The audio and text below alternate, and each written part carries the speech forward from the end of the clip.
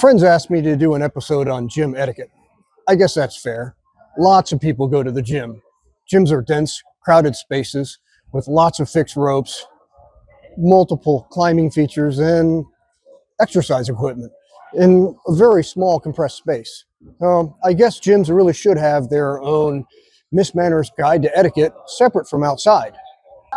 Rules like pack out what you pack in and use a wag bag don't really apply in facilities that are equipped with trash cans and facilities. So let's jump right in and see how one might politely and considerately conduct oneself in the climbing gym.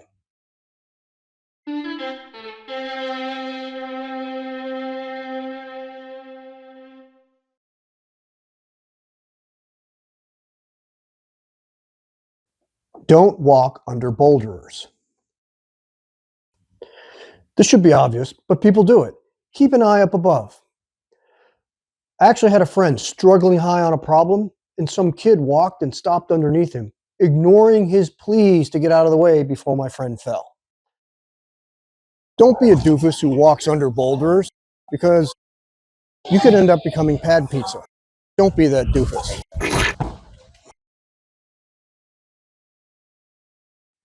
Don't walk under a top rope unless you have to. This is a corollary to the bouldering tip. If you walk under a top rope, you run the risk of the climber falling off the wall and swinging into you, particularly if the climber is low on the route. Walk around the treacherous triangle, not under it, if you can. Sometimes the belayer stands so far back, there's no space to walk around, and you have no choice but to walk through that treacherous triangle. That's on the belayer.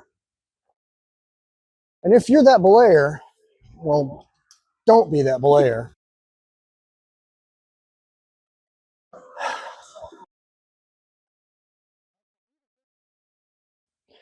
Don't stand so far back while top rope belaying that you force pedestrians to walk under your rope. Sure, you don't have to crane your neck up to look at your climber when you're standing 20 feet back, but then you force folks to walk under the treacherous triangle. What's more, if your climber outweighs you by a bushel of watermelons and he falls, he might just yank you into the wall or into a passing pedestrian.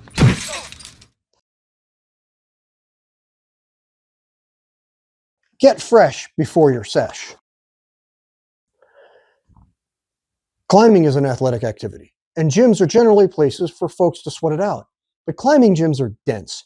After work, your local gym can get more crowded than a New York City subway car at rush hour, but it shouldn't have to smell like one. It's natural to think that after a hard day laboring in the field or on the construction site, the gym is the perfect place to keep your sweat going. Dude, think about your fellow climbers just 2 feet away from you.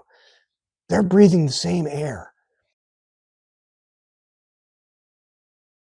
Please, don't stop off at the gym for a quick sesh on your way home from your most righteous week-long climbing road trip. Freshen up first. It shouldn't take much. Throw on a little deodorant. Do a dude's wipe bath on your pits and bits. Heck, if you're super funky, most gyms come equipped with a shower. Just be considerate of the folks around you and don't assault their olfactory bulbs.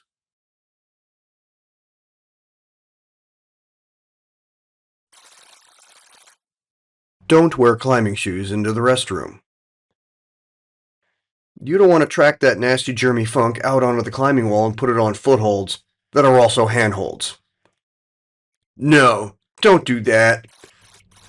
If you go in the bathroom with bare feet, then all that nasty germy bathroom funk that you're keeping off the outside of your climbing shoes is now going into the inside of your climbing shoes.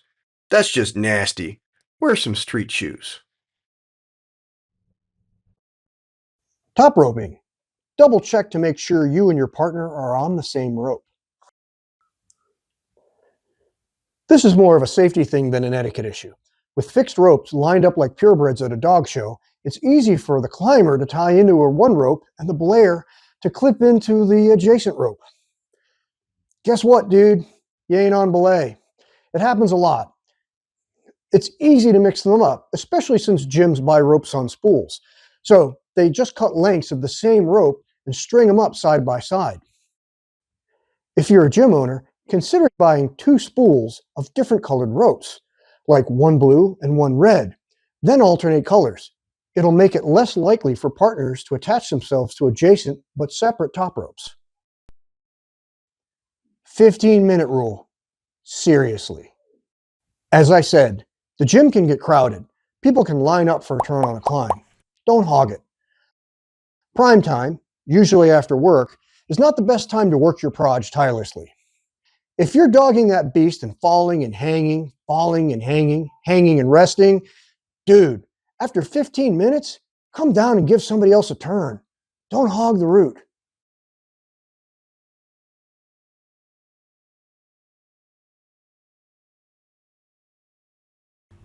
I made this video at the behest of some friends who felt there were issues that needed to be addressed in the public forum. While filming it, a number of friends came up to me with more topics to address. Did you talk about this? You should cover that. We couldn't cover them all in this video because it isn't supposed to be a feature-length film. But I suspect we're going to have a couple of more etiquette episodes in our future.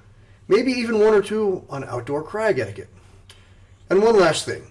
I'd like to give mad prop shout out to the good folks at Rocks and Ropes Climbing Gym. They were kind enough to let me shoot footage in their facility and have been super supportive. If you're a climber in Tucson, you know Rocks and Ropes and its sister bouldering gym, The Block.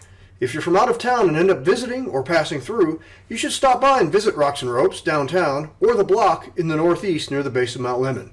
The staff and the patrons are friendly and welcoming. You won't be disappointed.